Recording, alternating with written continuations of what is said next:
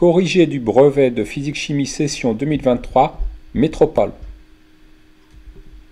Globalement, le niveau marin a augmenté d'environ 15 cm entre 1900 et 2000. Puis cette hausse s'est accélérée. La dilatation thermique de l'eau de mer, conséquence du réchauffement de l'océan, explique environ la moitié de la hausse, l'autre moitié étant due à la fonte des glaciers continentaux. Sous l'effet de l'augmentation globale du niveau marin, de plus en plus de zones côtières sont exposées aux inondations. En l'absence d'efforts d'adaptation, la fréquence de ces inondations augmentera, ce qui pourrait générer des infiltrations d'eau de mer dans les eaux souterraines, détériorant ainsi la qualité de l'eau et entraînant potentiellement des problèmes de santé et une destruction des récoltes. Citez deux conséquences de l'augmentation du niveau marin moyen. La première conséquence est l'inondation des zones côtières. La deuxième est l'infiltration de l'eau de mer dans les eaux souterraines qui entraîne la détérioration des eaux souterraines. L'eau de mer contient au moins en petite quantité de nombreux éléments chimiques. Parmi ceux-ci, le sodium est présent sous forme d'ion dans le chlorure de sodium. On donne ci-dessous un extrait de la classification périodique des éléments chimiques qui les regroupe par ordre croissant de numéro atomique, nombre de protons dans le noyau de l'élément considéré. Donnez le symbole de l'élément sodium. C'est indiqué dans la classification. L'élément sodium a pour symbole Na. Cela vient de natrium.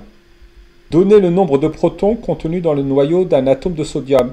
Alors comme indiqué dans le symbole du noyau, le nombre de protons est indiqué par le numéro atomique Z situé en bas à gauche. Le numéro atomique Z du sodium vaut 11. Il y a donc 11 protons dans le noyau de sodium. Indiquez le nombre de neutrons contenus dans le noyau d'un atome de sodium. Expliquez la démarche. Dans le symbole du noyau de sodium, en haut à gauche, est indiqué le nombre de nucléons, qu'on appelle aussi nombre de masse. Le nombre de nucléons du noyau de sodium est de 23. Comme il y a 23 nucléons et 11 protons, il y a grand N égale à 23 moins 11, c'est-à-dire 12 neutrons. En effet, les protons et les neutrons constituent la famille des nucléons. Mise en évidence expérimentale de la dilatation thermique de l'eau. De l'eau, initialement placée dans un réfrigérateur à une température de 5 degrés Celsius, est mise dans un ballon surmonté d'un bouchon, d'un thermomètre et d'un tube en verre. Le niveau de l'eau dans le tube est indiqué sur le schéma à l'écran. Le dispositif est placé dans une balance pendant plusieurs heures dans une pièce à la température de 25 degrés Celsius. La masse de l'ensemble reste constante. Voici le graphique de l'évolution de la masse volumique de l'eau en fonction de la température. Indiquez à l'aide du graphique la valeur de la masse volumique de l'eau à la température initiale de 5 degrés Celsius. À 5 degrés Celsius, la masse volumique de l'eau est de 999,9 kg par mètre cube. À partir du graphique, expliquez sans calcul pourquoi le niveau de l'eau dans le tube de l'expérience monte lorsque la température de l'eau augmente. À 25 degrés Celsius, la masse volumique de l'eau est de 997 kg par mètre cube.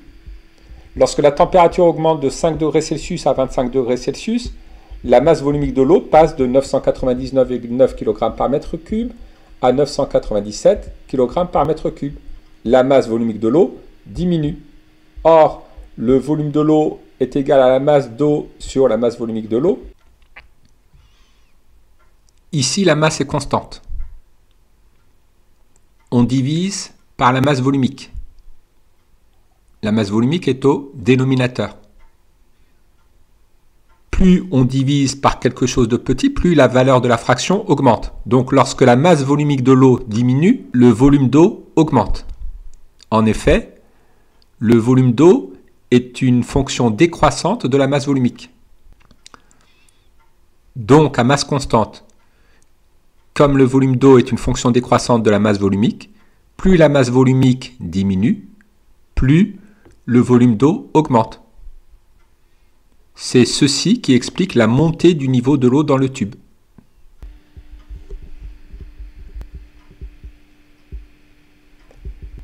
Mission Sentinelle-6A. Depuis 1992, des satellites permettent de déterminer avec précision le niveau marin. Ils évoluent sur une orbite à une altitude de 1336 km. Afin d'assurer la continuité de ces observations capitales dans le contexte du réchauffement climatique, un nouveau satellite, Sentinelle-6A, a été lancé fin 2020. Il embarque le radar altimètre Poséidon 4. Afin de déterminer le niveau marin, le satellite mesure la distance altimétrique, c'est-à-dire la distance entre le satellite et la surface de la mer. Un radar embarqué sur le satellite émet verticalement des ondes radio sous forme de signaux de très courte durée. Ces signaux, qui se propagent à la vitesse de 300 000 km par seconde, se réfléchissent sur la surface de la mer, reviennent jusqu'au satellite et sont détectés par l'antenne du radar. La durée mise par un signal radio pour faire l'aller-retour permet de déterminer la distance altimétrique. Déterminer la valeur de la distance altimétrique mesurée par le satellite Sentinelle-6A lorsque le signal met 8,9 millisecondes, soit 0,0089 secondes, pour effectuer l'aller-retour entre le satellite et la surface de la mer. Expliquez la démarche. Appelons petit d la distance altimétrique. Le signal émis par le satellite effectue un aller de distance petit d et un retour de distance petit d. Donc la distance parcourue par le signal vaut 2d. Le signal parcourt la distance 2d en une durée égale à 0,0089 secondes à la vitesse v de 300 000 km par seconde. Donc, la distance 2d est égale à la vitesse multipliée par le temps. On en déduit que la distance petit d est égale à v fois t sur 2. v vaut 300 000 km par seconde, t 0,0089 secondes. La distance altimétrique est donc égale à 1335 km.